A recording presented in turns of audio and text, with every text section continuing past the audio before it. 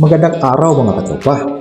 Sa araw na ito ay pag-uusapan natin ang paparating na laban ni Nick Ball ng UK kontra Brandon Figueroa ng Amerika. Ang kanilang laban ay magaganap ngayong February 8, 12 round ang schedule ng kanilang laban mga katropa. Unahin natin yung professional boxing record ni Nick Ball mga katropa. Mayroon siyang 23 wins, 13 of those wins coming by way of knockout, undefeated pa at mayroon lamang isang tabla. Parihong lumalaban itong dalawa mga katropa sa featherweight division. Si Nick Ball ay mayroong knockout ratio na 56.52%. 28 years old pa lamang sa kasalukuyan, orthodox ang kanyang stance, may tangkad itong 5'2 at may sukat na 65 inches sa kanyang reach. Yung huling tatlong laban nitong si Nick Ball mga katropa, kontra kay Ronnie Rios na naganap noong 2024 at panalo siya via technical knockout. Nasundan 2025 kontra kay TJ Doheny at nanalo na naman siya via RTD. At nasundan noong 2025 ulit kontra kay Sam Goodman at panalo na naman siya via unanimous decision. At ito yung unang laban ni Nick Ball ngayong taon mga katropa kontra kay Brandon Figueroa. Ngayon, titingnan naman natin yung boxing record ni Brandon Figueroa. Mayroon siyang 26 wins, 19 of those wins coming by way of knockout. May dalawang talo na si Brandon Figueroa at mayroong isang tabla. Lumalaban din ito sa featherweight division. Mayroong knockout ratio na 73%, 29 years old sa kasalukuyan, orthodox din sa kanyang boxing stance, may tangkad itong 5'9 at may reach na 72.5 inches mga katropa. So malaki yung advantage ni Brandon Figueroa pagdating sa reach mga katropa. Yung huling tatlong laban nitong si Brandon Figueroa ay naganap noong 2024. Ang kalaban niya ay si JC Magdaleno at panalo siya via knockout mga katropa.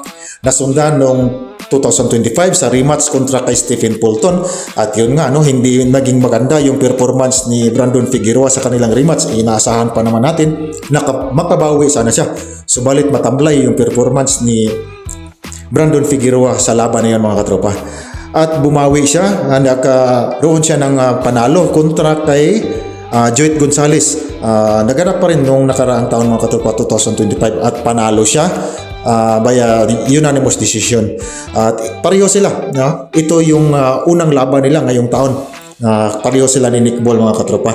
So kung nagsubaybay kayo sa mga laban nitong dalawa ni Nick Ball at saka ni Brandon Figueroa mga katropa, ay check, alam nyo na magbibigay talaga ng matinding aksyon ito dahil yung estilo ni Nick Ball mga katropa, kaya nga binansagan itong The Wrecking Ball dahil so good, pressure fighter rin ito at saka may banat, malakas din yung mga banat nitong si Nick Ball at hindi rin pa isa-isa kung bumato. Maganda rin yung mga kombinasyon na binibitawan nito ni Nick Ball mga katropa. Ngayon, ang maganda dito kay Nick Ball kasi mga katropa, sa bawat laban niya, consistent kasi yung kanyang performance, Kahit bihado siya pagdating sa physical advantage, yung sa physical statistics mga katropa, dahil maliit lang itong si Nick Ball. Mayroon lamang itong tangkad na 5'2", At saka yung reach niya sa kanyang kamay ay 65 inches lamang. Hindi hamak na napakalayo. 7.5 inches yung advantage dito ni Brandon Figueroa pagdating sa kanilang reach mga katropa. At yung kanyang tangkad naman, lamang siya ng 7 inches din mga katropa. Kaya pagdating sa physical advantage ay mas nakakalamang dito si Brandon Figueroa mga katropa. At take note mga katropa, underdog dito yung malaking fighter na si Brandon Figueroa compare sa Yamado na si Nick Ball. Although undefeated itong si Nick Ball mga katropa, may dalawang talo itong si Brandon Figueroa, pero pagdating sa mismong laban, lalo na pag maganda yung conditioning na ipapakita nito ni Brandon Figueroa, aabot ito ng sukdulan mga katropa. Yun nga lang yung malaking katanungan dito kay Brandon Figueroa. Minsan kasi yung performance nito inconsistent kasi mga katropa, kung makikita naman natin, pero kung magbibigay siya ng magandang kondisyon, magandang performance sa laban na ito mga katropa, ay magtatagal ito. Aabot ito ng 12 rounds mga katropa sa tingin ko lamang. Ay sariling opinion ko lamang yan mga katropa. Pagdating sa comparison ng kanilang mga opensa mga katropa, mas maganda talaga yung performance na pinapakita nitong Yamado na si Nick Ball mga katropa. Subalit pagdating naman sa i-compare natin yung kanilang power, yung power comparison mga katropa, kahit maliit ito si Nick Ball, ibibigay ko yung kalamangan dito kay Nick Ball mga katropa, kahit na mas malaki pa yung knockout percentage nitong si Brandon Figueroa compare dito kay Nick Ball mga katropa. Si Nick Ball mayroon lamang 56.52% knockout ratio at compare sa 73% knockout ratio ni Brandon Figueroa. Pero at kung titingnan kasi natin yung mismong laban nila mga katropa, ay mas malutong, no, yung mga binibitawan nitong si Nick Ball mga katropa compare dito kay Brandon Figueroa. At idagdag pa natin yung inconsistency, no, yung hindi natin alam kung yung huling performance ni Brandon Figueroa kontra kay Joet Gonzalez o yun pa rin ba yung ipapakita niya, kasi nga minsan, no, sa expected natin na maganda yung ipapakita niya katulad sa rematch niya kay Stephen Fulton, subalit kabaliktaran yung nakikita natin mga katropa.